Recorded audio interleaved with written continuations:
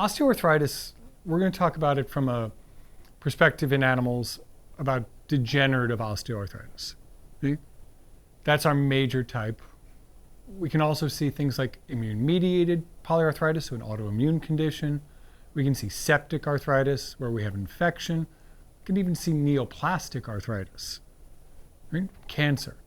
But osteoarthritis in dogs is usually a secondary phenomenon. What I mean by that is we think about things like hip dysplasia. Right? Hip dysplasia just means the hip joint grew poorly. Right? But because of that dysplasia, you then get secondary arthritis from that disease process. Same thing with elbow dysplasia. Right? We may have incongruity. We may have an ununited anchineal process. We may have an osteochondrosis lesion, right? An OC-OCD lesion. Right? But those things are then causing that joint to become inflamed and develop arthritis. The opposite of that is primary osteoarthritis. So that's usually what people get. Right? We get our older folks that have walked and walked and walked. They get old knees, right? They start to wear out the cartilage. And in veterinary medicine, those are our cats too. Cats get primary OA, right? Think about it. You don't see a lot of cats that come in for hip dysplasia or elbow dysplasia. But those older cats, those obese cats that have a really hard time getting around, right? They've worn out those joints. So that's primary OA. Secondary OA is what we see in dogs, elbow dysplasia, hip dysplasia. We can even get secondary OA in the knee. It might be from an OC or an OCD lesion, but most commonly, arthritis of the knee is going to be associated either with a cranial cruciate ligament injury or a patella luxation.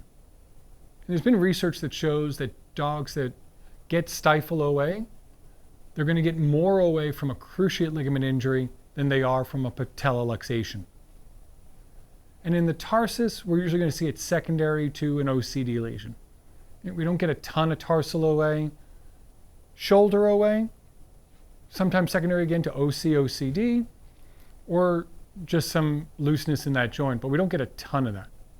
In our world, elbow, hip, and stifle are our big three arthritic joints.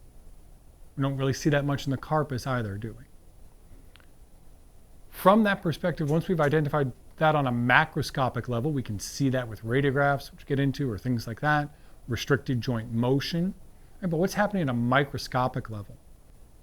I think it's really important. We used to think about osteoarthritis as a cartilage disease. That's what we could wrap our heads around, was well, we saw osteophytes on radiographs, right? But we know that those osteophytes don't pop up overnight. Where does the joint get its nutrition from? Where does joint health come from? The joint gets its nutrition from the synovium. So it's that synovitis, that inflammation of the synovium, that really triggers all the other cascade that develops into osteoarthritis. So we really need to think about the joint as an organ. We have different bones involved, different surfaces of cartilage involved.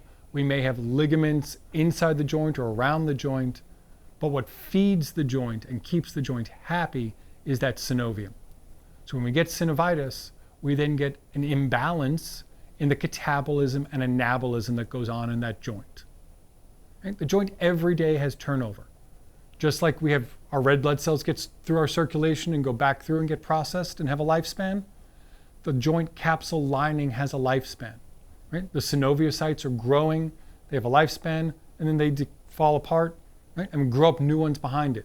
They're constantly growing new levels of synovium through there. So if we support that, we're doing well. Right? But that joint is an organ, and if we haven't, the normal catabolism and anabolism for homeostasis of that joint is super important. But when we get a disease like dysplasia of the hip, cruciate ligament injury, we've now aggravated that synovium. We've then had an imbalance. We have more catabolic state than anabolic state. We're getting destruction. When we get that destruction, we get inflammation, and inflammation leads to osteoarthritis.